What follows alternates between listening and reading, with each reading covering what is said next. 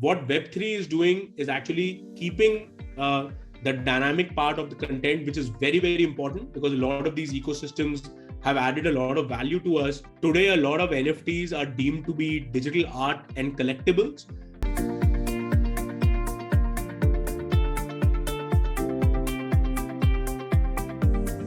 There's a lot of buzz around that NFT will drive the digital economy and Web3 is the future of the internet. We would appreciate if you can explain to our audience about what exactly is Web3 and NFT and how is it going to impact a normal internet user's day-to-day engagement with technology. Sure. So I think I'll first go through the definition that most people will quote, and if people have read about Web3, this is what they hopefully have come across. So the beginning of the internet in the 90s to almost 2004 was the era of Web 1. Web 1 was a peer-to-peer internet where people were writing information, and by and large, everyone else was just reading that particular information, right? So it's the era of your Yahoo, the era of your AOL, where you were really reading information from one source or a couple of sources which were only writing it. From 2004 onwards, approximately, we started getting the likes of Google, Facebook coming in and actually building in Web 2.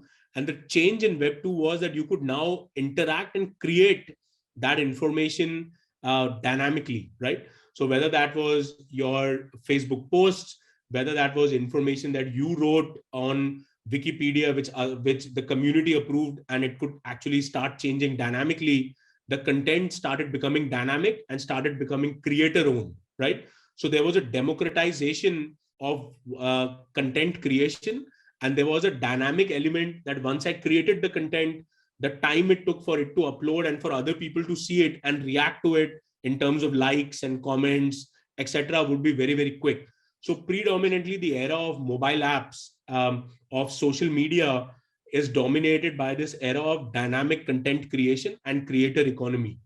What Web3 is doing is actually keeping the dynamic part of the content, which is very, very important because a lot of these ecosystems have added a lot of value to us, and it's actually giving the ownership back to the users and people. So what Web3 does with ownership are two important aspects. One, as an owner, you now have the autonomy to decide how to interact with the ecosystems, right? Today, when I use WhatsApp, I only have two choices. I either agree to what WhatsApp is telling me to do, or I am not on WhatsApp, right? But as you come towards more Web3 applications like Brave browser, they will give me a plethora of choices. I can keep using Brave browser. I can, give them my data. If I give them my data, I earn certain tokens for providing my data, for seeing the ads, etc. If I do certain other labor in any other ecosystem, I actually get value out of it. So I get the autonomy. I get to decide how I want to interact with the system.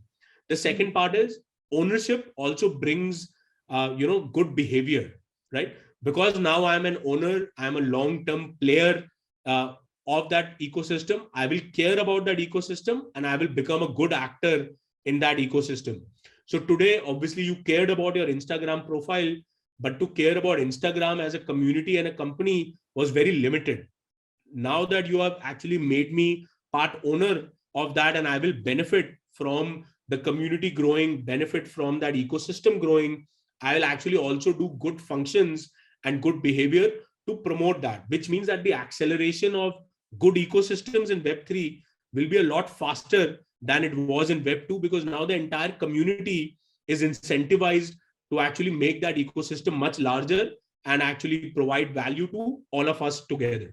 So I think that's the really big difference of Web3, is that now we have gone from read in Web 1 to read, write in Web 2 to read, write, and own in Web 3. And ownership gives us autonomy and incentivizes us for good behavior.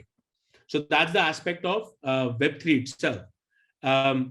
NFTs to me are a gateway to actually get in and out of Web3.